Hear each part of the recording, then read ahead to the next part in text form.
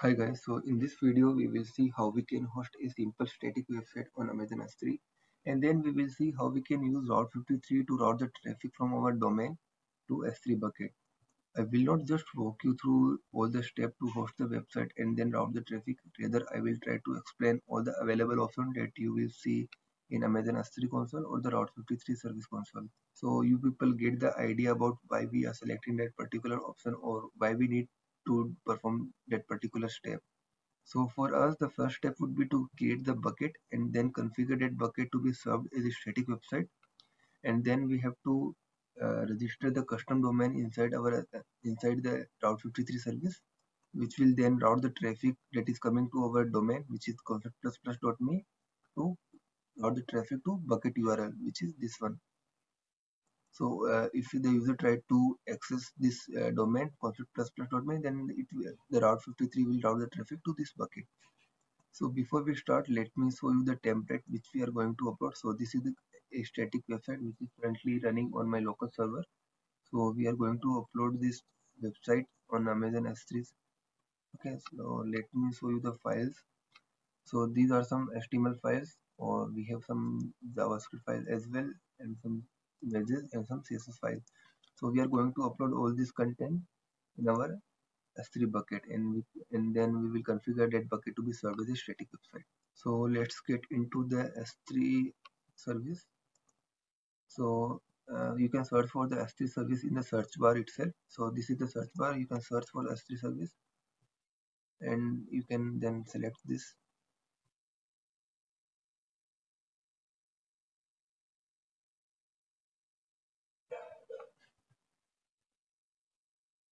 So currently I don't have any bucket, so that's why it is not listing any bucket. So if you can go into the buckets, it will show you, or it will list all the bucket.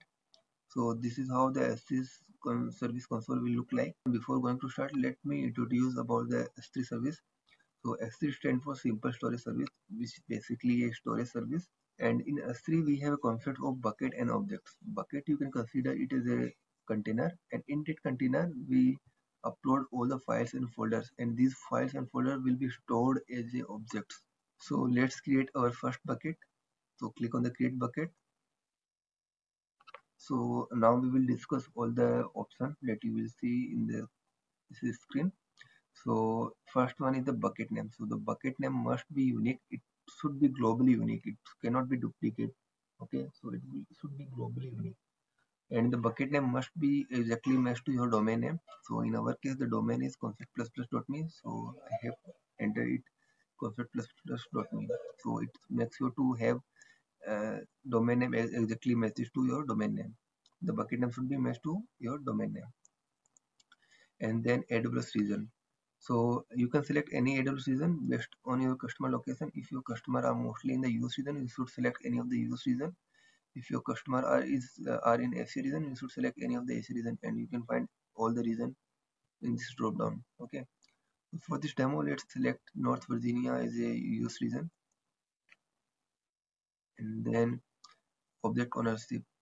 If you want other AWS account to allow access to all the content inside this bucket, then you can enable the ACL. If you have some, like suppose you have multiple AWS account, and if you want to share these files and folder in this bucket to be access to other AWS account, then you should enable ACL enable, and it will allow other AWS account to access these files and folder inside this bucket.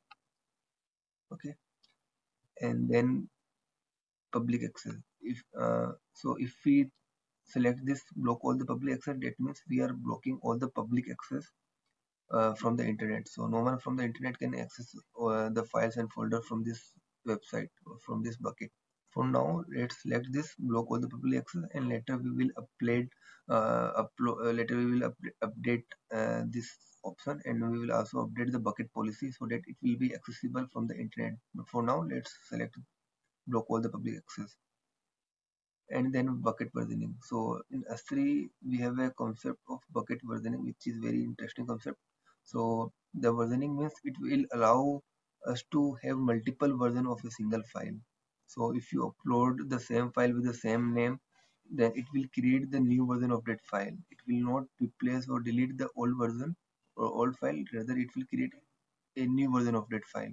So you can retrieve the old version anytime. You can roll back to your previous version if you want.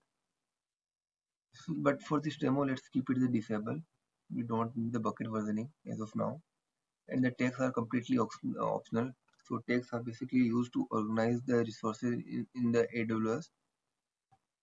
And then the encryption. So if you want to have encryption happen between the client and the S3 website, if you want the data to be encrypted between the client and the S3 bucket, then you should enable the, and in the advanced setting you can see the object locking option. So if you want to lock the object so that no one can write to that object, or it can be only access for the read, then you can select enable, or you can enable the object locking. So let's create the bucket.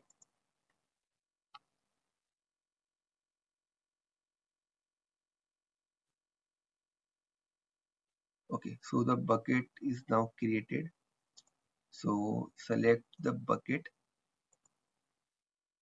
Okay, so we have to upload all the files and folder. For us, we have to upload all this content or all these files. So select or click on the upload. Click on the add files. So we will first add all the files. So let's upload all the files first. Then click on the add folder, and then we will add the folder. So click on the asset. Click on the upload. Click on the folder and select the remaining other folder, which is home folder. Click on the upload. Let's click on the upload, and it will start uploading all the files and folder in this bucket. So this will take some time. So I will pause this video and I will come back. So the upload is success. So click on close. Okay, and I should see all the files and folder inside this bucket. Okay, now I can see. So here I want you to focus on the two important files. First one is the index.html file, and the second one is error.html file. So every S3 static website should have at least the index.html file, or because this file will be going to be the root file for my bucket or for my website. Or you can say it will be the home page or will be the landing page for this website. And then the error.html file will be used whenever user try to navigate to some incorrect path. Then it will, the error.html file will be shown to the user. Yeah. You can have any other name as well apart from the index.html, but you should have at least one file which will be going to serve as a home page, or you can see the root file for your bucket. So now the bucket we have uploaded all the files. Now we have to configure this bucket to be served as a static website. So for that, go into the property tab, and at the bottom of this page you will see the static website hosting option. So currently it is disabled. That means the bucket is not enabled for the website hosting. So click on the edit button here, and then select the enable. Okay, now if you enable, then you have to select host a static website. So it will be, bucket will be served as an endpoint as a web address URL. Okay, so the bucket will be served as a static website. And now we have to specify the index document. So that's why I was talking about the index.html file, because for us the index.html file will be going to the home or the default page for our website. Okay. Similarly, the error.html file will be going to the file which will be written the error when something goes wrong. And the redirection where we will discuss it right away. Let's keep it as empty for now, and then click on the save changes. Okay, so the bucket is now enabled for the website hosting. And if you see we should get a URL. So this is the endpoint. So if I try to open this endpoint, so currently it should not work. Why? if you remember, we have blocked all the public access. So that's why we got 403 forbidden error, because we have blocked all the public access. Let me show you. If you go into the permission tab, and if you see, we have blocked all the public access. That's why we are seeing this 403 error. Okay, so that means no one from the internet can access the files and folder from this website. Okay, so now we have to edit so that it can be accessible from the internet. So select or unselect this or make it accessible. So unselect this, block all the public access, and click on the save changes.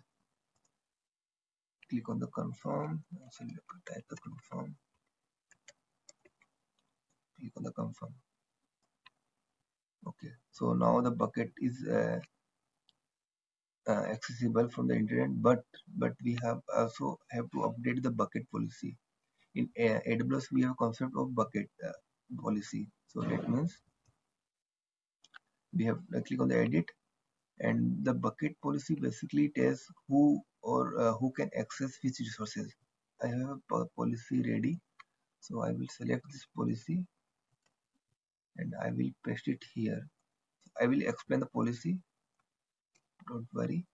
So this is the policy. So what this policy says, effect allow means allow, principal means who can access or which principal, you can say users.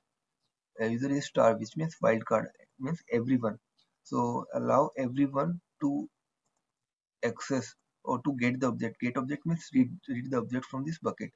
So allow everyone to get the object or read the object from this resource. For us, the resource would be the S3 bucket. So allow everyone to access or to read the object from this bucket. Okay. So we have to specify the bucket name here, or we can simply copy this bucket ARN, copy this bucket ARN and paste it here. Also make sure to add the slash and the star, which allow everything inside this bucket to be accessible. Okay. Now click on the save changes. Okay, the bucket is now uh, publicly accessible. You can see the bucket now got the base publicly accessible. So now if I try to refresh this page, then hopefully we should see our bucket is hosted. Okay, I am facing some network issue now. Okay, now it is working. So you can see the bucket is now served as a static website. Okay, so we have created the bucket with the root domain, which is the concept++.me, but it is also possible that user try to access your domain with www.concepts.me. So for that we also create a new bucket which will give we give www.concepts.me. So if the user try to access the domain with www, then we will configure this bucket to be used. Okay. So select the default option for this bucket. We don't change anything. Click on the create bucket.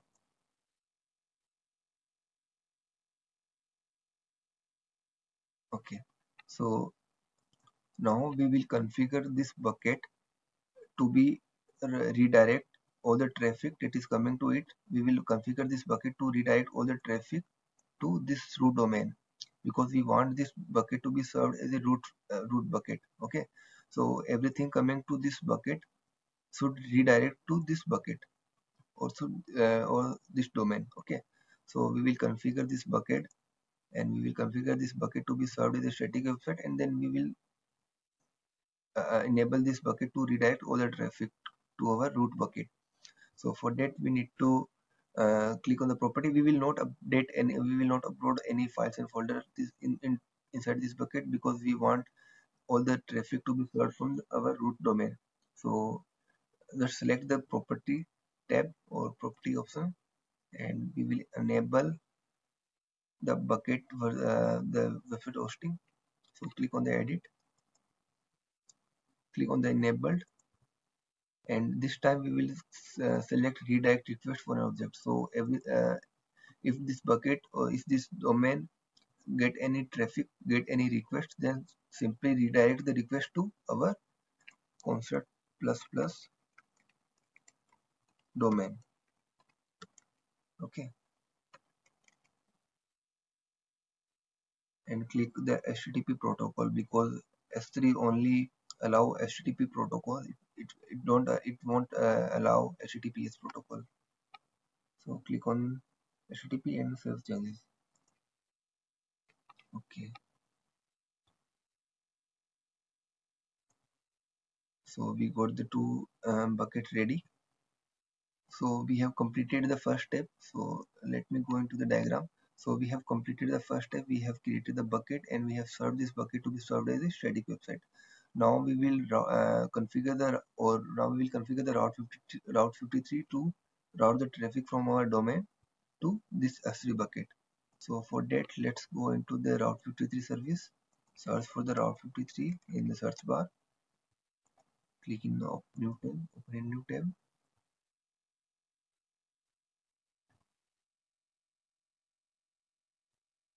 Okay, so first we have to create the hosted zone.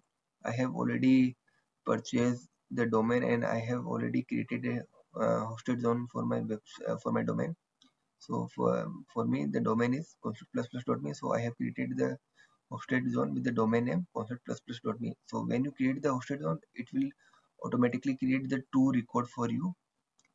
First one is with the type ns and second one is the SOA. Okay, so now we have to create a record and click on the routing place. For the routing policy, select the simple routing. We have a different routing policy: weightage, geolocation, latency, failover. So these policy have their own significance. So suppose for the geolocation, if you want to route the traffic based on the location of your user, based on your particular requirement, we can select any of the routing policy. Each routing policy has their own significance, but for this demo, let's keep it simple and we will select the simple routing policy and click on the next. Click define the simple record. So we have to define a record, and that record we have to specify how we want the traffic to route. So we want concept++.me to the traffic coming to this concept++.me domain to route it to this S3 bucket. So we have to select the S3 bucket here, or alias to S3 bucket. So click on alias to S3 bucket, S3 endpoint. So what we are trying to do, we are trying to say uh, route every traffic that is coming to concept++.me to this S3 website. Okay, so we have hosted our website on in North Virginia region. So you have to select the particular region. So select the North Virginia region, and now we have to select your domain. So for me, the bucket is concept++.me. Okay, you can also enable the target health. So if you enable, then Route 53 periodically check the health of your S3 bucket, like every 2 or 3 minutes. It will ping the S3 bucket to check if it is working properly fine or not. Okay, so now click on the define record and it will create the record. And now finally click on the create record. Okay, so the record is created.